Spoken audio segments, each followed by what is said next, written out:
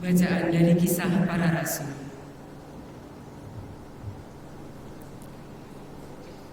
Pada waktu itu terjadilah bahwa rasul-rasul ditangkap oleh pengawal bait Allah, lalu dihadapkan ke mahkamah agama Yahudi.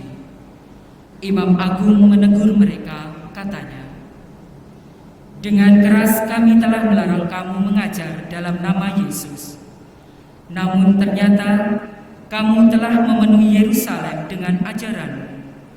Bahkan kamu hendak menanggungkan darah orang itu kepada kami." Tetapi Petrus dan rasul-rasul yang lain menjawab, "Kita harus lebih taat kepada Allah daripada kepada manusia. Allah nenek moyang kita telah membangkitkan Yesus yang kamu gantungkan pada kayu salib dan kamu bunuh. Dialah yang telah ditinggikan oleh Allah sendiri dengan tangan kanannya menjadi pemimpin dan penyelamat, supaya Israel dapat bertobat dan menerima pengampunan dosa. Kami adalah saksi dari segalanya itu, kami dan Roh Kudus yang dikaruniakan Allah kepada semua orang yang menaati Dia." Mereka lalu mencambuki para rasul dan melarang mereka mengajar dalam nama Yesus. Sesudah itu rasul-rasul dilepaskan. Maka mereka itu meninggalkan sidang mahkamah agama dengan gembira, karena telah dianggap layak menderita penghinaan demi nama Yesus. Demikianlah sabda Tuhan.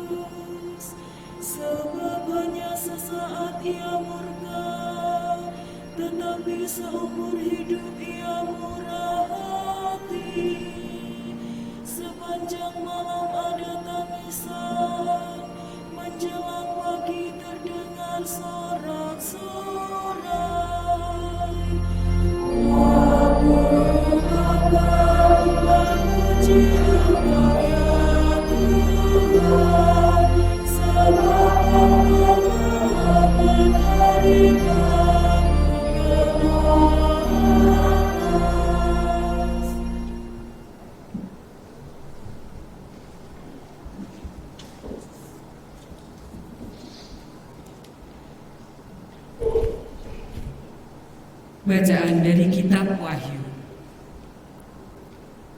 Aku, Yohanes, melihat dan mendengar suara banyak malaikat di sekeliling tata, makhluk-makhluk dan tua-tua di surga. Jumlah mereka berlaksa-laksa dan beribu-ribu laksa. Dan aku mendengar suara nyaring dari mereka. Anak domba yang disembelih itu layak menerima kuasa dan kekayaan, hikmat dan kekuatan, hormat, kemuliaan, dan puji-pujian. Dan aku mendengar semua makhluk yang di surga dan yang di bumi, yang di bawah bumi, dan yang di laut, dan semua yang ada di dalamnya berkata, bagi Dia yang duduk di atas tata, dan bagi Anak Domba, puji-pujian dan hormat, kemuliaan dan kuasa sampai selama-lamanya. Dan keempat makhluk di surga itu berkata, Amin. Dan para tua-tua itu jatuh tersungkur dan menyembah. Demikianlah sabda Tuhan.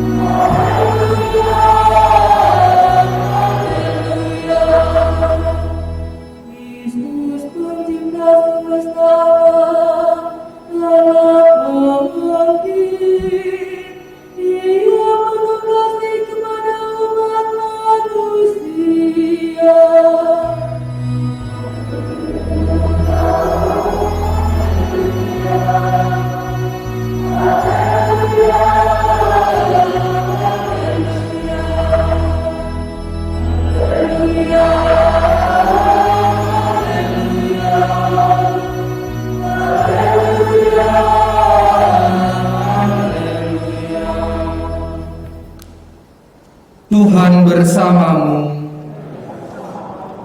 Inilah Injil Yesus Kristus menurut Yohanes.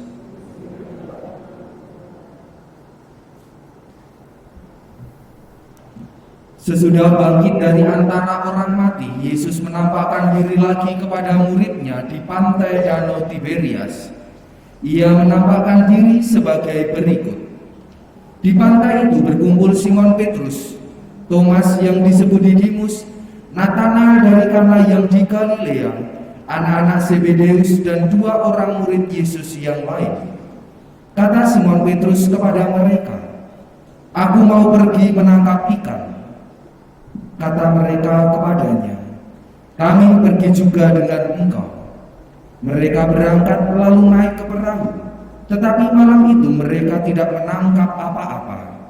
Ketika hari mulai siang, Yesus berdiri di pantai. Akan tetapi murid-murid itu tidak tahu bahwa itu adalah Yesus. Kata Yesus kepada mereka, "Hai anak-anak, apakah kamu punya ikan?" Jawab mereka, "Tidak." Lalu kata Yesus kepada mereka, "Tebarkanlah jalamu di sebelah kanan perahu, maka akan kamu peroleh." Mereka pun menebarkannya dan mereka tidak dapat menariknya lagi karena banyaknya ikan.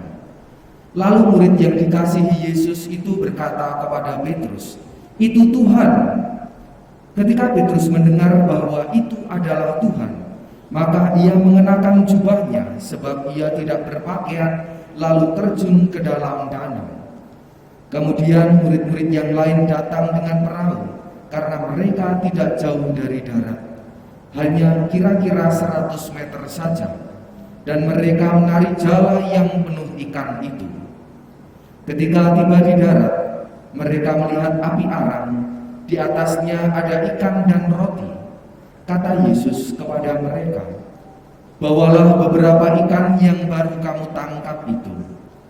Simon Petrus naik ke perahu, lalu menghela jala itu ke darat penuh ikan-ikan besar, 153 ekor banyaknya. Dan sungguh pun sebanyak itu, jala itu tidak goyah. Kata Yesus kepada mereka, "Marilah dan sarapanlah." Tidak ada di antara murid-murid itu yang berani bertanya kepadanya, "Siapakah engkau?" Sebab mereka tahu bahwa ia adalah Tuhan. Yesus maju ke depan, mengambil roti dan memberikannya kepada mereka. Demikian juga ikan itu. Itulah ketiga kalinya Yesus menampakkan diri kepada murid-muridnya sesudah ia dibangkitkan dari antara orang mati. Sesudah mereka sarapan, Yesus berkata kepada Simon Petrus, "Simon anak Yohanes, apakah engkau mengasihi aku lebih dari mereka ini?" Jawab Petrus kepadanya, "Benar Tuhan, engkau tahu bahwa aku mengasihi engkau." Kata Yesus kepadanya, "Peliharalah anak-anak dombaku." Kata Yesus pula kepadanya untuk kedua kalinya, "Simon anak Yohanes, apakah engkau mengasihi aku?" Jawab Petrus kepadanya, "Benar Tuhan, engkau tahu bahwa aku mengasihi engkau." Kata Yesus kepadanya, "Gembalakanlah domba-dombaku." Kata Yesus kepadanya untuk ketiga kalinya, "Simon anak Yohanes, apakah engkau mengasihi aku?" Petrus pun merasa sedih karena Yesus berkata untuk ketiga kalinya, "Apakah engkau mengasihi aku?" Petrus berkata kepadanya, "Tuhan, engkau tahu segala sesuatu. Engkau tahu bahwa aku mengasihi engkau." Kata Yesus kepadanya, "Peliharalah domba-dombaku. Aku berkata kepadamu, sesungguhnya aku berkata kepadamu, ketika masih muda, engkau sendiri mengikat pinggangmu dan berjalan kemana saja engkau kehendaki. Tetapi jika engkau sudah menjadi tua, engkau akan mengulurkan tanganmu dan orang lain akan mengikat engkau serta membawa engkau ke tempat yang tidak kau kehendaki." Hal ini dikatakan Yesus untuk menyatakan bagaimana Petrus akan mati dan memuliakan Allah. Sesudah mengatakan demikian, Yesus berkata kepada Petrus, "Ikutlah aku." Demikianlah sabda Tuhan.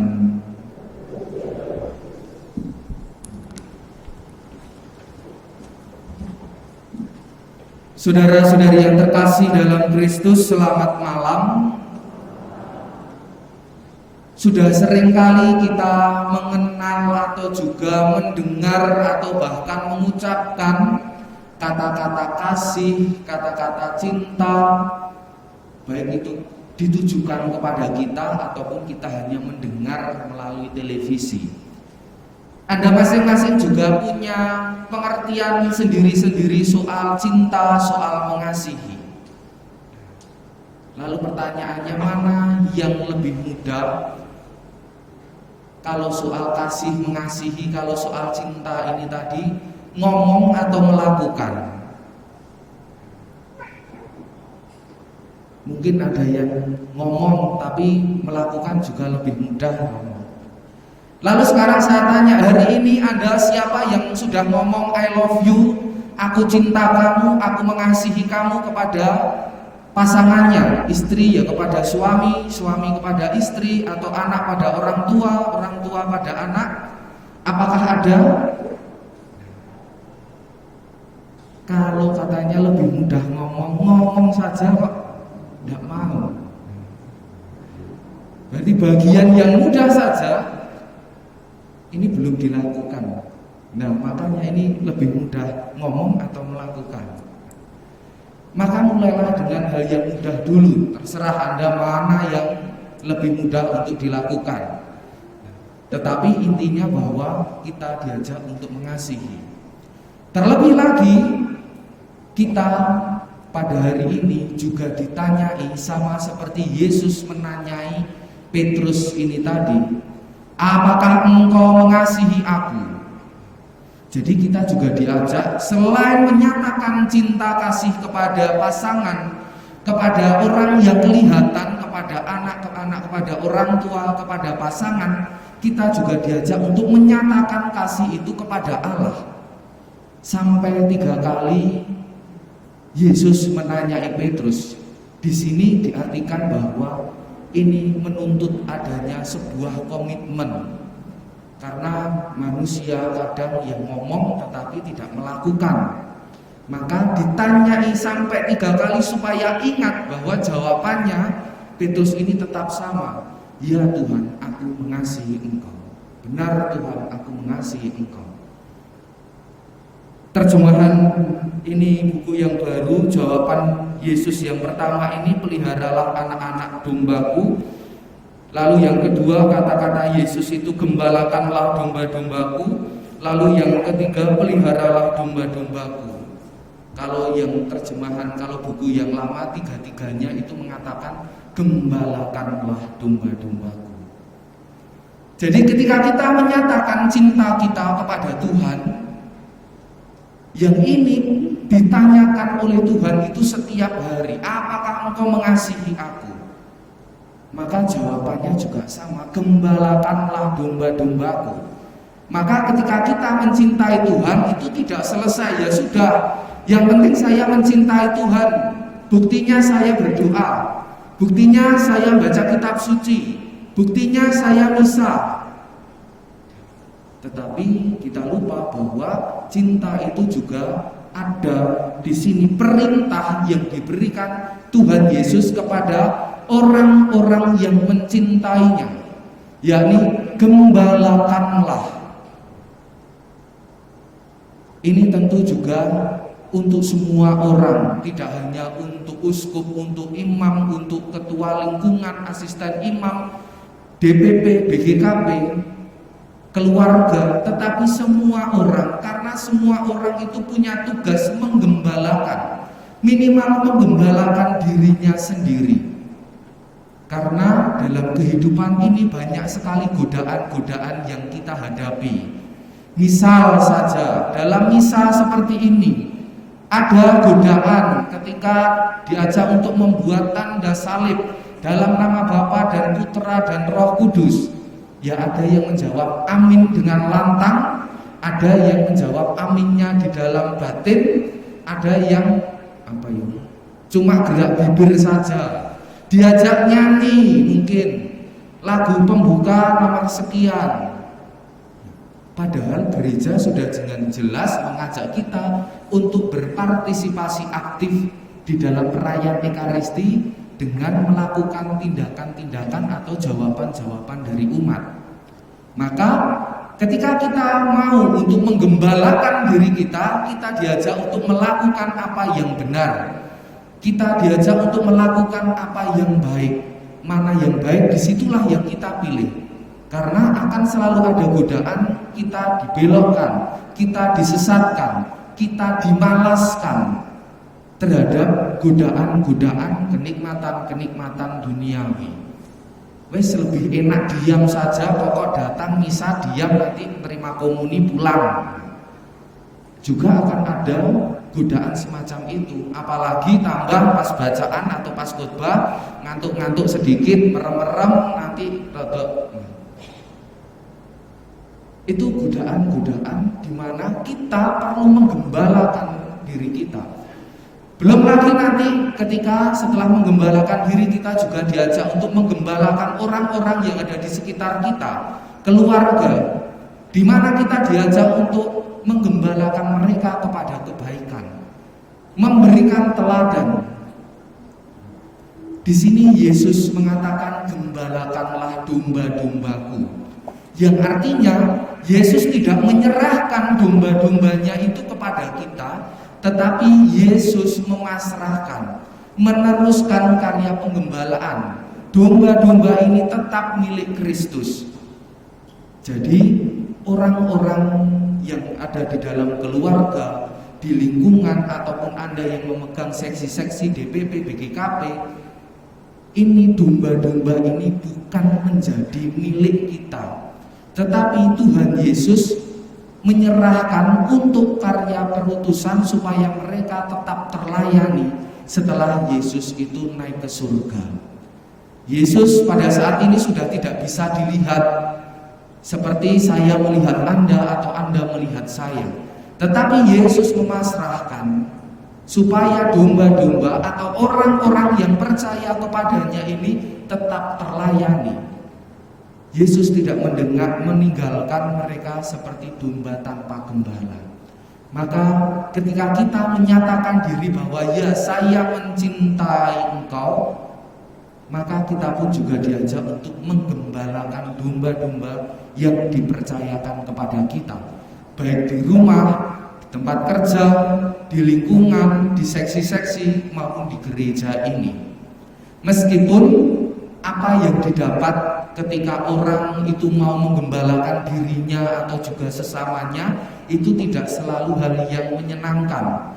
Hal itu dikisahkan dalam bacaan yang pertama, di mana para rasul ketika mereka itu mulai juga menggembalakan domba-domba yang diserahkan Yesus kepada mereka, mereka justru juga dihadapkan kepada mahkamah agama. Mereka disiksa, mereka dihukum, mereka diadili. Tetapi mereka bergembira karena boleh mengalami penderitaan bersama dengan Kristus, ikut ambil bagian dalam penderitaan Kristus. Maka hal ini pula lah yang juga hendaknya kita miliki di dalam semangat penggembalaan itu. Pengorbanan itu juga ada hal yang menyedihkannya, ada yang tidak menyenangkannya. Tetapi mari kita mempersembahkan ini, bahwa saya ikut ambil bagian dalam penderitaan Kristus. Ketika saya ikut ambil bagian dalam penderitaan Kristus, maka saya juga akan bangkit mulia bersama dengan Kristus. Ini yang meneguhkan kita di dalam penderitaan, di dalam kesusahan, di dalam kesedihan yang kita alami, di mana kita diajak untuk mengambil bagian dalam penderitaan Kristus itu di dalam hidup kita saat ini. Maka bersukacitalah ketika kita menderita karena karya penggembalaan kita. Kita menderita karena kasih kita kepada sesama. Kita menderita karena kita berbuat baik untuk sesama. Karena di situ berarti kita juga ikut ambil bagian dalam penderitaan Kristus. Maka melalui Injil hari ini kita diajak untuk menyatakan komitmen kesetiaan kita kepada Yesus, bahwa kita mencintainya dan kita mau untuk menjadi gembala bagi diri kita dan juga bagi orang-orang yang dipercayakan kepada kita. Berkat Tuhan senantiasa menyertai kita semua.